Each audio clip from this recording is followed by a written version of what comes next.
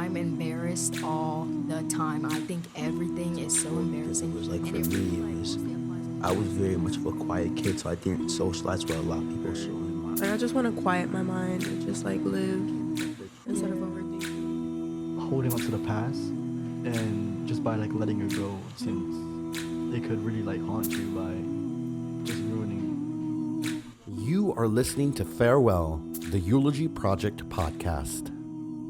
Hello, I'm Dr. Scott Conti, founding principal of New Design High School, and this is Farewell, the Eulogy podcast.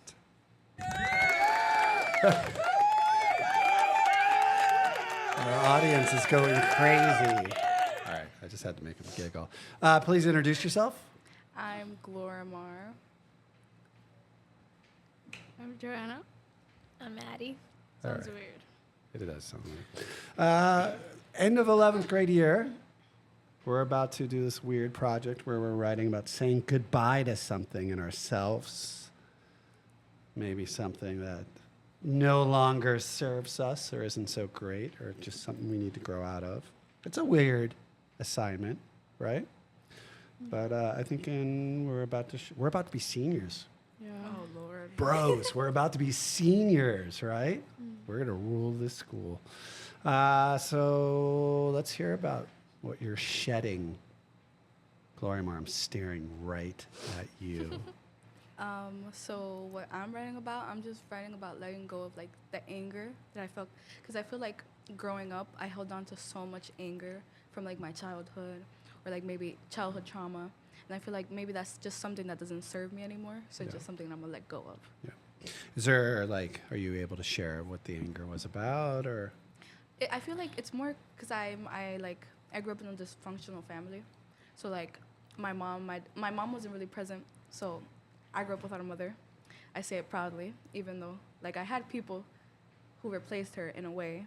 But you know, like there's no one could ever actually truly replace one's mother. Not even me. So I feel like there was just a lot of anger there because I didn't know what to feel about it.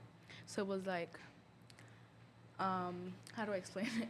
It was like, I didn't know like what I felt. So it mainly became anger. Yeah. So like that not understanding the emotions were actually just turned into anger. Yeah. It's funny how anger sometimes serves us a little bit, right? Not that it's good, it can be very destructive, but. I mean, like, it can go from really good to really bad in like seconds. Yeah. Yeah. Do you still feel like that type of anger nowadays? I mean, it's hard not to feel that type of anger, but I just feel like it's something that I grew up and then I learned how to control it and I learned how to not feel that way. So in a way, like it's still there, like it's always gonna be there, but it's not as present as it used to be in my childhood. I think sometimes we box emotions up nice and safe, and like like we put things away and it keeps them boxed up. But when it gets a little too intense, the box explodes. Also, you're not an angry kid, are you? I don't think I am, No, no. I don't think I've ever seen Johanna, you. how about you? Are you an angry kid? Yeah. Really? That's surprising. I get frustrated. That's why. And Oh. what happens when you get frustrated? Like, for example, with parents,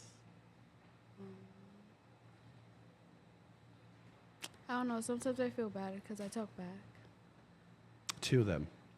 Yeah, Does because that- I feel a type of way. Yeah. Does that come out like, is it explosive talk? You know what explosive talk back is, where you're just like almost shouting at people? sometimes. Yeah.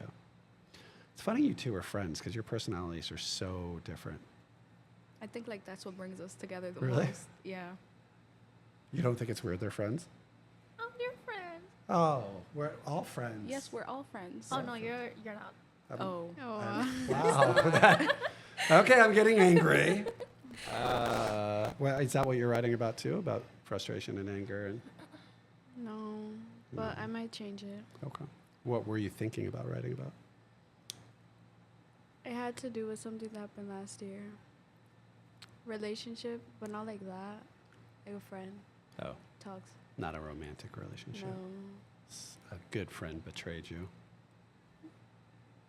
In a sense. in a sense. You know the whole story, Glorimar. Don't I share don't it. think so. I do. I don't think I don't. I Okay. Yeah. I don't know why found like romance wounds and best friend wounds hurt so bad. I it was have both. I have to secondhand agree on that.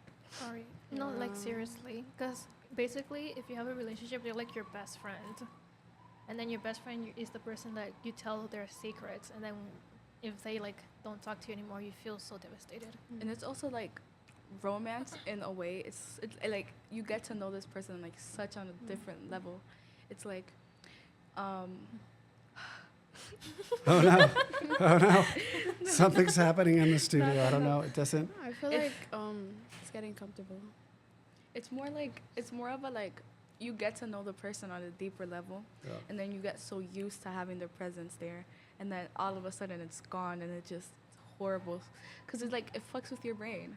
Is it like the longing, or you're like used to? I think my thing always, and don't know if we're different people, but like I feel always find when you get close to somebody emotionally, romantic, soulmates, wait till you get crushed by that person, or a friend, like you're like, I always feel vulnerable, right? Like this person knows all my shit, I've trusted them, and then is that what it is, or it's something different? I think no, it's like it's that and more. It's like it's not only like because okay, I'm gonna bring up a random quote that I just thought of, but it's like you meet someone and they can instantly become your friend, and then they become your lover, and then all of a sudden like it's gone. So it's like the knowing someone so well, it's like you know that person and you know everything about them. They're just strangers to you all of a sudden. So it's just like Loss? yes, it's like the loss, and Oh, it's yeah. like it's like getting hit by a truck or like falling down a building. Like Or the like- realization, like when you hit, Right. it's hard, and it's You're walking across the street, a truck Yeah. hits them, and then you're just Yeah. alone. yeah, But I mean, at one point, we're all strangers. yeah. Yeah. But when you make that special connection to someone, it is like noticed. It's like the difference from like when you're a stranger with someone the first time is that you don't know anything about them, but like after everything happens, you're strangers that know everything about each other. Yeah. So Yeah. Hmm. All right. I forgot what I was gonna say. Well, you might switch what you're writing about. All right, guys, tell her, what should she write about? what do you want to write about, Jojo? You should write about your gorgeous best friend, that her name is Gloria Maria Peña Vasquez, because you love and you should write about Wait, how I want much to you be love named her. that too. Can you see my name like that too? How? Just how you said Glorimar. What's I your said Gloria Maria Peña. Oh, should we all say our full names? That'll be fun. Go. Go. Madelin Moreno Ureña Guerrero de la Cruz. People. Scott David Petroconti. It doesn't sound as good as the way you said it. I just have a last name, but I could say my name. Go. Like, how do I explain? Johanna. Like, I could Johanna say my name Martinez. how it would be if I have all the last names. Go for Johanna Martinez. Go for it. Johanna Martinez Aragonés Gomez. Wow. If it was like that. Wow. Well, that's I'm not just even. Johanna Martinez. That's my name without all the last names. Yeah. It's Gloria Maria Peña Vasquez Ignacio Peña Vasquez. So many last It names. it keeps going. I have name jealousy. I remembered something. What? So the story I'm writing about, I'm gonna write about how I realized that I should listen to people, like for example, who I grew up with, cousins. Because during that situation, I have this one cousin, and she told me that it was bad, and I didn't listen to her. Hmm.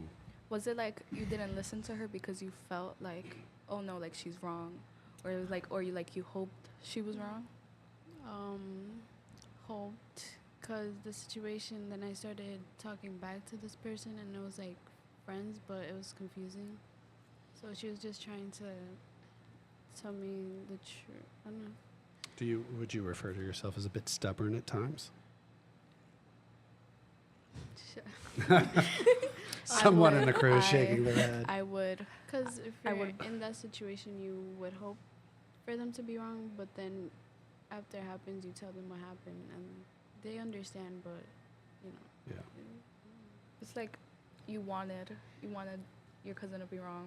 It's like, you know, like deep down, you know, like that they're right what they're saying, but you just don't want them to be right.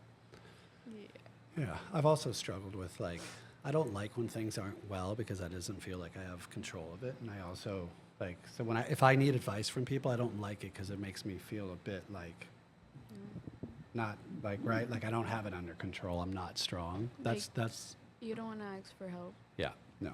That's the opposite for me. Yeah, I'd rather go down with the Titanic than ask for support. Do you know what you're writing about? Yes, honestly. True love, Wow. No. romantic love, angels sing. Go. What are you writing about? No. So I'm writing about a moment that was really traumatizing for me because it actually changed a lot of things. So, do you want me to talk about it? If you want to. Yeah. You're comfortable You to feel talk safe. about it if you want to. You feel safe with us girls Like, here. what is Us girls. Was it a specific moment or It's- event? It's like two events, but then mixed up together is like so frustrating. They So- happen near. Near, very near. Well, what are you comfortable sharing? There's only 1 million people listening on the podcast right I'm now. comfortable sharing with both at this point. All right, get ready, 1 million people. Go for it, guys. Yay! So when I was, that all stories start like that. When I was little. So I used to be a ballet dancer, and I used to take classes all week after school. But when we were doing a performance in front of, because our ballet school was very big, and there was more than 100 parents. We were doing a performance. We were trying to do kind of like a pyramid, and I was on top since I was like the shortest. I fell, broke my left arm in front of them, and what bugged me the most is like all of the parents were just like staring and not helping, and and all I could hear was like my cries and some whispers. You can still see that memory, right? Yes, Yeah. because all you see is like you can like when you're on the floor, you can like just see their heads and just their eyes just like staring and they're like whispering like, pss, pss, pss. And it was like it was very embarrassing and it was like frustrating. That's what gave me stage fright. And you felt very helpless. Helpless because nobody helped me. Yeah. I have a similar memory when I was learning to swim. I got mad at the swim instructor and I just sunk. Oh. And then like I have this strong memory still of like heading toward the bottom of the pool and looking up, expecting someone to jump in after me, and nobody did. It's such a strong memory. So you're And- saying goodbye to that moment and another? And another because like when that happened, just like not even a whole week, just a few days, my dad came back to DR with the intention to take me back with him to New York. That was my first time coming like here to New York, but it was my mom was against it, and so was my grandma. And so when we were at the airport, my mom was literally on the floor crying and begging my dad not to take me away from her, and I was crying too. And my grandma had to like hold my mom down and stuff. And I had separation anxiety from my mom because from that moment, my dad like he only visits like once or twice a year, and I was just like with my mom all the time. And so that just was a very traumatizing moment. And more feelings of helplessness. Exactly, because I was just a kid. I couldn't Yeah. find my dad, which is like taller than me. Yeah. That's frustrating too. So you're saying goodbye to helplessness as Yes. memories. Whoa. That was dark. Glorimar's like Glorimar's taken back for a moment. All right, let's try to end it on a different beat. You ready? What advice would you give someone your age who's experiencing the same stuff that you've experienced? Like it's almost like your lesson learned from this. What I'd say is, I hate hearing myself. I'd say is, it's like, it slowly gets better. It's not something that is going to heal right away. Like you're not going to heal right away. I'm going to bring up an example. My brother and I have gone through the same things. And I feel like I'm more open to talking about it. Like we share parents. But like whenever he brings it up or I try talking to him about it, he like shuts down. So I feel like if you're going through the same thing I am, like it slowly gets better. Just I feel like the realization and the first step to healing is to realize and to talk about what happens. Because it only gets better after you like see it and then you think about it and you like that's when it gets better. It's like after thinking about it and after like coming to, what's the word? It's like, I forgot what the word is. Awareness? When you come to terms with it. Terms, got it. It's like, you need to understand what happened and you need to accept it. If you don't accept it, then it's just gonna fuck you over and over again. No cursing. This is a family friendly. Oh, sorry, kids. We'll cut that swear out. We won't. Joe, what advice would you... That was beautiful, by the way, Glorimar. Thank you. Applause, applause.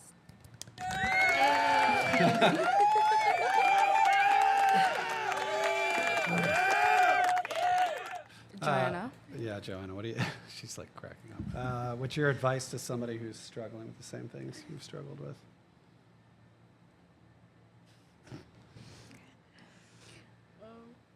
Can I bring an example? Yeah, of course.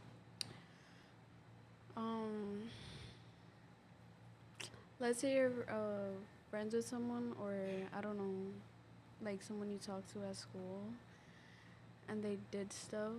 Like, it's better to stay away from them, even though it's hard that they have a friend in common, if that makes sense. Yeah. Can you explain? I don't know how to explain. No, listen, we got it, right? Like sometimes you just have to pull yourself away from people, right? Yeah. Yeah. Disconnect. Close. I think it was frustration, because No, I got it. I got it. Hard to talk about sometimes.